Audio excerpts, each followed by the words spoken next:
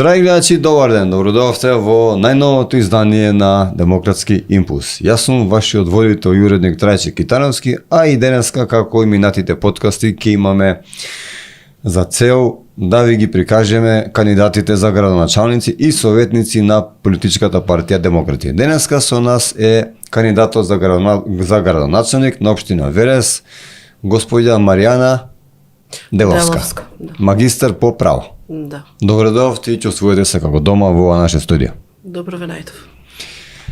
Најнапред би сакал да ве запрашам, да ве замолам да се представите пред нашите гледачи која сте, што сте и пред Велешани кои не ве познават. Јас сум Маријана Деловска, магистар по право со правосуден испит.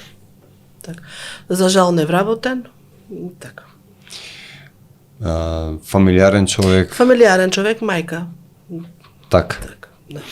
Искуство некое? Работно искуство, да, мало. Во согласно со македонските стандарди и прилики. Морам да ве запрашам, што ве мотивираше да се вклучите во политиката, поготово градоначалник не е така баш? Па пред се иднината, подобра иднина на моите деца и на сите деца во градот Велес. Кои се вредностите кои ги посетувате како човек, вака вредности и принципи, например? Вредности, принципи. Лојалност, работливост, искреност, помагање на народот пред се, чесност. Сите вистински квалитети кои треба да ги поседува еден човек, еден народен човек кој сака да помага на други луѓе и сака да биде корисен во својата општествена заедница. Зошто политичката партија Демократи? Што видовте кај Демократи што го нема во другите партии? Па затоа што пред се Демократи е единствена партија во Република Македонија која се бори за отворени листи.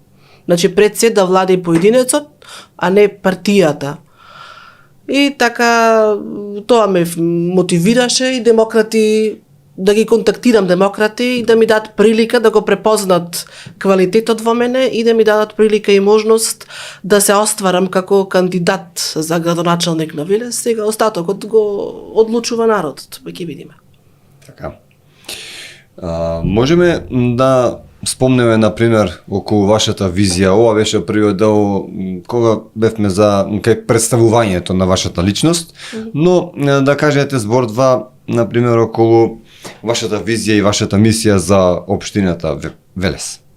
Мојата визија за Велес е општината Велес да биде пред се општина на граѓаните, на обичниот народ, поблиското до нив, за подобар живот на народот, а не на одредена група, и благодетите кои ги добива општината од буџетот да ги уживаат сите граѓани. Жители од најсиромашните маргини, од подмаргините, најсиромашното население. Пред се во прв план ми е најсиромашното население на Велес. За некој се борам и за некој се мотивирам. Што би сториле за тоа население? Би отворила народни кујни со пари од општината. Би им помагала. Народни кујни, тоа е добра работа што ретко кој го прави во денешно време. Да. Можете да ни кажете, например, наредните 4 години Велес како град, како го гледате вие? Па првен во Велес треба многу промени, народни промени. Така. Основно нешто што ќе преземам во училишниот сектор ќе биде. Ќе воведам задолжителен училишен превоз за сите ученици на град Велес. Денес се дискриминирани. За мала група има превоз, за поголема група нема превоз.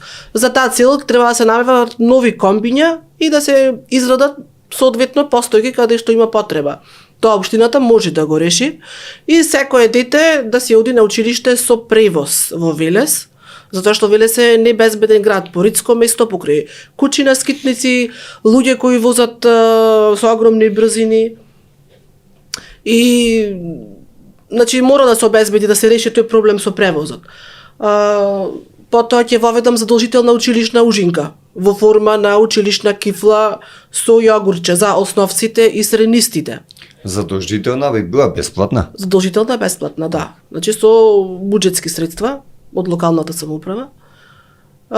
И исто така ќе ги средаме и смените.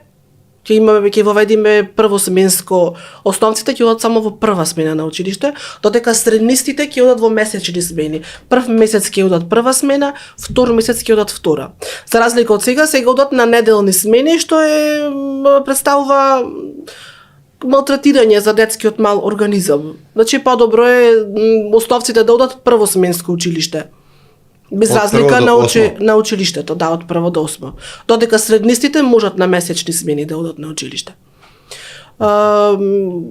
Покрај тоа ќе воведам и училиштата да работат да имат часеви во еден кабинет. Сега во одредени училишта ги малтретираат децата, ги шетат од кабинети по кабинети. Например, ако има на покрај тоа што пешачат до училиште по ридски предели по половина час и повеќе до и од училиште, морат да трчат и, например, ако имат на прв спрат англиски, морат на трети спрат по скали да одат на македонски. Така и постојано трчат во зградите. Ке си имат воена училница, тука ќе сидат професорите, како што учевме и ние кога бевме мали. И освен во одредени предмети каде што е неопходно да одат во друг кабинет, например хемија, физичко. Така. Тоа треба да се среди во Велес, не ги малтретираат децата за сметка на професорите, не треба така да биде. Освен, сега спомнавте некои проекти за образованието, но во други некои гранки, дали имате нешто да понудите вака? Да, субвенционирање за изградба на оджаци.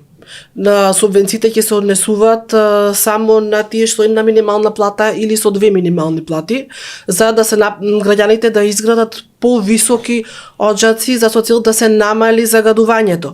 Исто ќе се имплементираат и ќе се вградуваат и прочистувачи на воздух. Во зависност од реонот со најголема загаденост, ќе има и најповеќе прочистувачи на воздух, меѓутоа градот ќе биде исполнет со такви прочистувачи на воздух.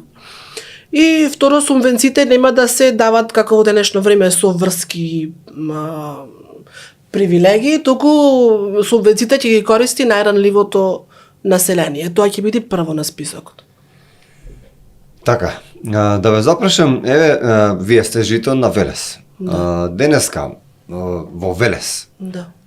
Како, дали ви се допаја денешниот Велес? Дали и градоначалникот се работи својата работа? Дали имате некакви замерки околу тоа, например?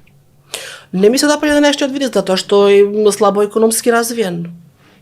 За таа цел економски да биде развиен Велес, мора да се отворат фабрики. А Велес е реон со нема фабрики за вработување и е многу тешко.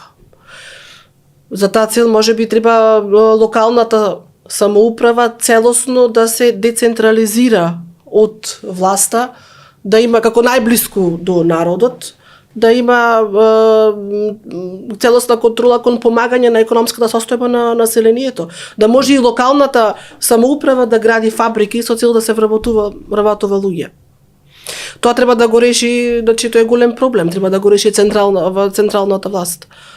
Меѓутоа, јас ако станам градоначалник, која би станала, тогаш агенцијата нефункционална за вработување во Велес би ја преселила во општината, че ќе му помагаме на луѓето да барат работа во приватниот сектор, затоа што приватниот сектор работи само по препорака. Од една страна го кријат на подмолен начин и го окупираат државниот сектор, а од друга страна приватниот сектор работи само на препорака од своји блиски луѓе. Така многу се отежнува вработувањето. Моја цел ќе биде секој што ќе побара помош од општината за вработување, општината да се залага да му најде работа и во приватниот сектор. Че мора да работат луѓето, мора економијата да постои. Без економија нема живот.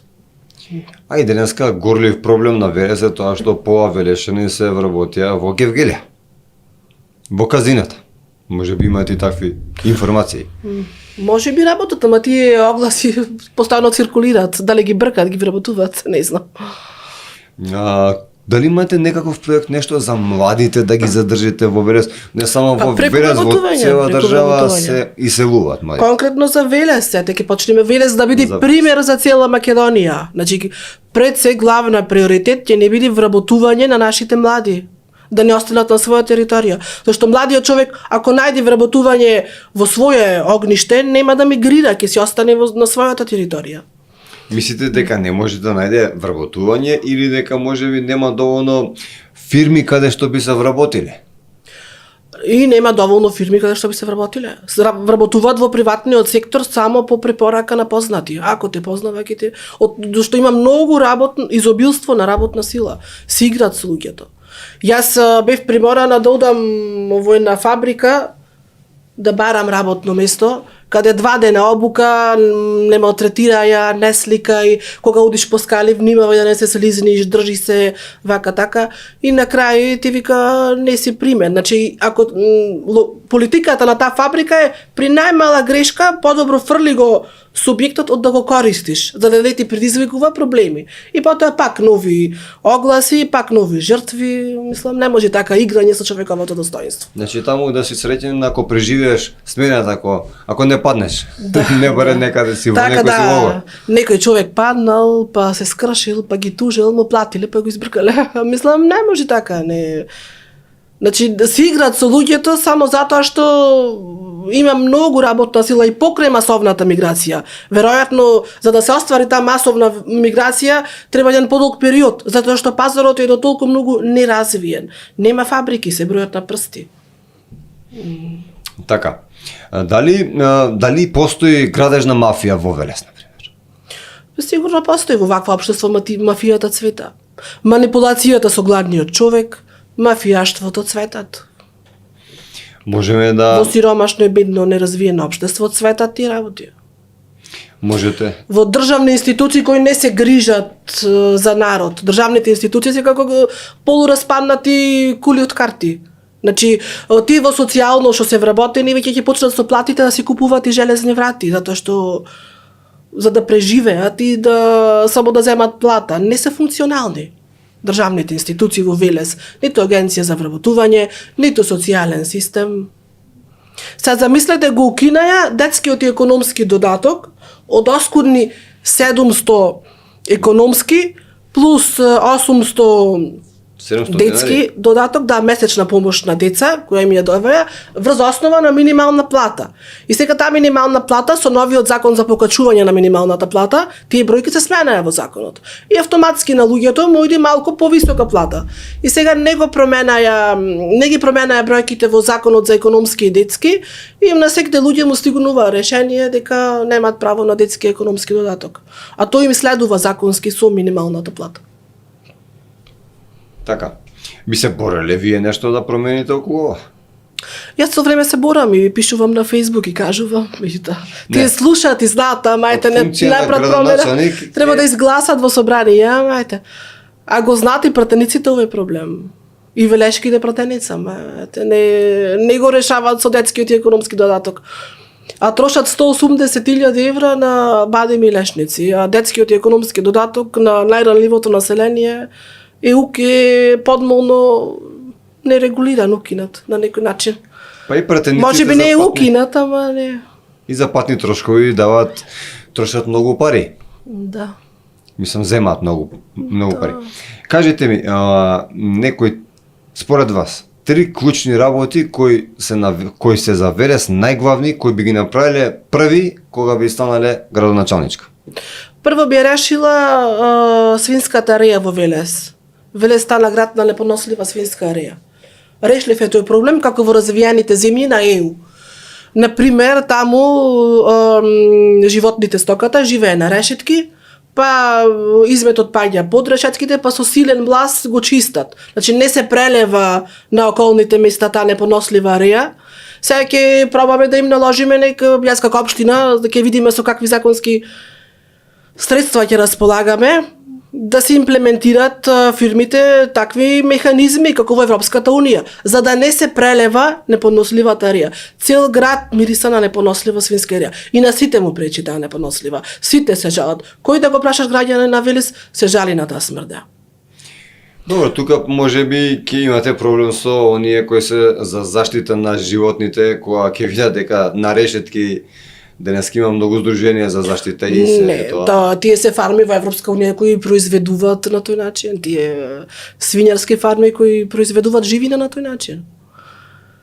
За да ја заштитат тамошната средина, не знам, значи како што прават развиените земји, така и ние. Тоа би било проект број 1.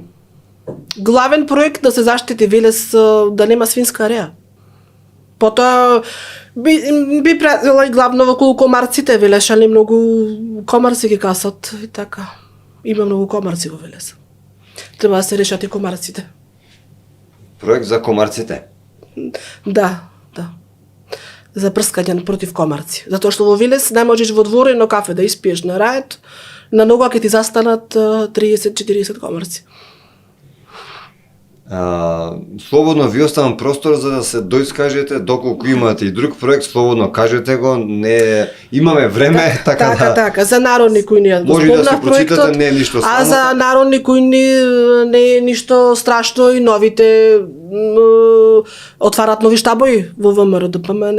Тој објекти простори да се отстапат, па и тука да се вградат народни којни, зашто да не е за добро на народот. Сигурно сум дека и партите би отстапиле такво нешто, би помогнале за тие проекти да се реализират. Како да покрај коли покрај бензинската каде питаат ромчиња.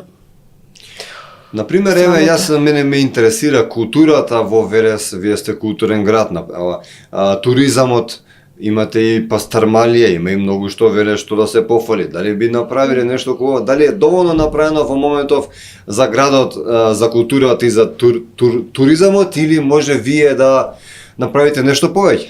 Па знаете, Велес само за култура се работи. Само во тој поглед најповеќе се работи, затоа што земат високи плати функционерите веројатно и си сакаат култура, сакаат да уживаат, само свечености отварат, вечер на ова, вечер на она, која корист на населението од тие вечери, која корист на населението од Пастармалија, кога и на Пастармалија е 600 денари, а буџетот не може да се дозволи. Но добро, Треба, јас ќе ги продолжам тие традиции, зашто ги сакаат, ако ги сакаат велешани, нормално за да имаат разонуда, тие културни, меѓутоа малце би го намалила нивниот обем. Поќе би огледала народот и за добро на народот. Да сите да имат корист. Дали денеска Велес... Не само разонуда на богатите велешани. Дали денеска велешани се задоволни, дали е Велес град добро осветлен навечер, дали има доволно канти за отпадоци, дали има доволно клупи, например, пензионерите, дали Нема доволно клупи во Велес, искршени се. Јас ќе им воведам како во Јапонија што имат клупи. Какви си те? Клупи на кои може да се полни и мобилниот телефон. Тие се модерни клупи и тие ќе ги имплементираме. Може и такви клупи на секој чекор, зашто во глобала се искршени во Велес клупите, нема место каде што да седниш. Градоначалникот има направено на прсти се бројат 2 украси. Јас повеќе ќе се посветам на фонтаните да се направат за откаде што се пие вода. Исто имам во плани одредени игралишта, особено игралиштето кај трговскиот, кај Кам маркетот, тука има еден голем простор и луѓе кои живеат во околни згради. Значи на тие луѓе им треба место каде што ќе можат да се рекреират. Пред нив има еден огромен простор кој воопшто е запоставен, зафрлан, а тој простор може да се изгради фудбалско и одбојкарско игралиште.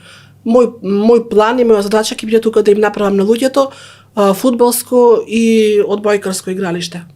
Парк, например, некој дали имате парк за деца или парк Има паркови за деца, ама сега тие ги прават, меѓутоа по 2 години пак се кршат. Сега поставија и камери.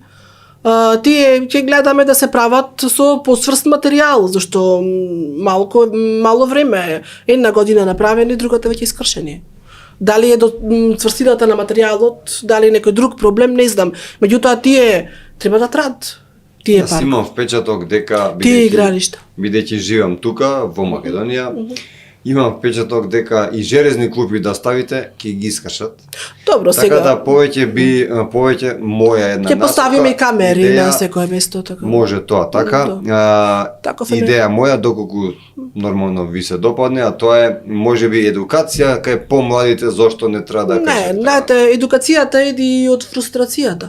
Ете, например, во паркот кога чекам, например, кога се седам, ете млади тука ученици има одоколу, и сега овие што се основци си го фрлат љаде кифла и си ја го фрла отпадот во донив, во корпата. Меѓутоа овие среднистите, и тоа особено во поголем процент женските, машките како попедантни, јадат и си го стават отпадот позади, како што бил, и си заминуват. Веројатно екологијата треба да се повторува за да се практикува. Значи мора да има задолжителен час и екологија, според мене, за да бидеме такво општество. Чисто општество.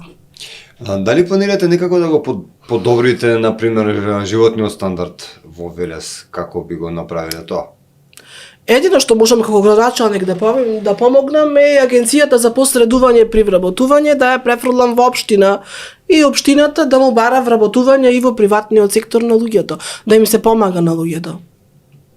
Не порано, многу порано бев на еден митинг од ограничен број на луѓе и сега одам на тој митинг и овие политичари вели во политика тие зборват, а и сега тука 2-3 луѓе наредени неколку, а покрај нив врва и човек испрталавен со 3 деца и тие со конци врзани и испрталавени и тие се гледат вака на кај нас и овие си продолжуваат со говор како ништо да не било.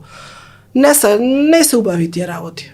Значи не општествени. Тие работи подсеќат на општеството во Индија. Знаете, пратеникот накитен со злато од глава до петици, околу него бедни и сиромашни, и овој што ќе му зборва, што ќе му држи говор. Дали... Најбитна е економијата. Сега градоначалникот им дава по 3000 денари на првачињата. Меѓутоа сите не става во ист кош. Сите, и богати, и сиромашни, во иста корпа. Не е тоа добро според вас? И тие преку партија вработени со високи плати и тие земат помош од 3000 денари за првач. Зошто да биде тоа така? Треба сиромашните да земат, богатите да не им се дава такви привилегии.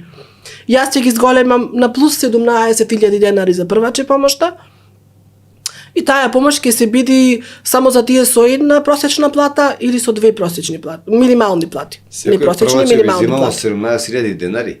Плюс, не секој прваче, тие што паѓаат во сиромашна категорија, со една минимална плата или 2 минимални плати.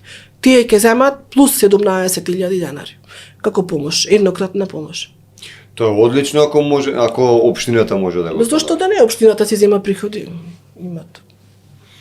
Со штедење и правилна распределба се е возможно. Добро, но зошто, например, градоначалникот и претходниците не го направиле тоа? Што мислите? Дали од незнаење, дали од општината немала пари или што е мислам? Не знам се, можеби јас сум малце уникатна, не сум како нив, доаѓам и од друга социјална категорија и сум борбена. И треба велешани ако сакат правено и добро општество да ми дадат шанса, затоа што не сум како другите. Стари лица, што планирате околу старите лица, например, дали имате некој план, некој проект за старите лица? На старите лица мора да им се помага, особено тие што се со мала пензија, а без помош од никого. Дали огревно дрво, дали купување на храна. Мој план ќе биде да го поделам Велес на одредени реони. Така. И за тие реони, например на 10 реони, вклучувајќи ги и селата кои се под надлежност, да се има одредена група на луѓе кои ќе информираат, кои ќе се грижат за тој реон, кои ќе барат за тој реон. Значи, градоначалникот да биде информиран за секоја ситуација. Кои ќе ги решават, ако нема светилки, ќе кажуваат, ќе ги сменуваат тие светилки. Одредена група. Дали имате проблем Велес како Велес со депонија? Да, има, како и села Македонија. Од осамостојувањето до денес, Македонија гради само патишта и конечно дојде денот да се затрупа и во сопственото ѓубре. Сите кажуваат дека има ѓубре, но никој не дава решение како да се справиме со тоа ѓубре. Моја цел ќе биде отварање на рециклирачки центар и во тој рециклирачки центар ѓубрето ќе се рециклира, сортира, рециклира. Ако треба ќе се вработуваат и роми во тој сектор. Ромите како најголеми собирачи на ѓубре, не велам дека само ромите собираат ѓубре, собираат и други, без разлика на националноста. И тие производи повторно ќе се враќаат во употреба, дали по државни институции, дали по училишта, хартијата по училишта и други производи, дали во државни институции, дали ќе се продават по ефтина цена на населението.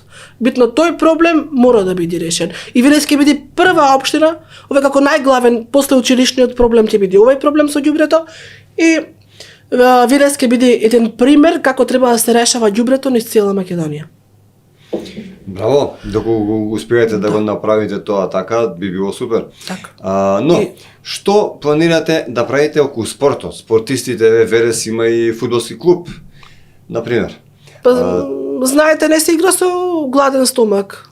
Со празен стомак не се игра. Најбитна е економијата, но секако тука и спортот. Ете, реков дека каде има потреба ќе изградаме игралишта. Ќе изградиме и нови и ќе ги реновираме постоечките. Се разбира тоа на дојава од граѓаните. И ние ќе истражуваме каде треба ќе се гради. Дали некако планирате да решите со криминалот во Велес? Како тоа? Криминалот е општествена на цела територија е проблем. Криминалот цвета во корумпирано општество и мафијашко, цвета нормално и криминал и сиромаштија. Тој проблем мора да се реши. Спомнавте дека имате проблеми со кучињата. Да. Како би го решиле тој проблем? Кучињата целосно ќе се згрижат. Според градоначалникот, така им налагал законот, имале и добри двајца доктори, се изгрижувале и повторно пак се враќале на истото место. И јас контрамодам на градоначалникот и добро градоначалниче, ако не каснат сега, здрави се кучињата, да не се плашиме. Јас ќе се залагам да нема кучиња.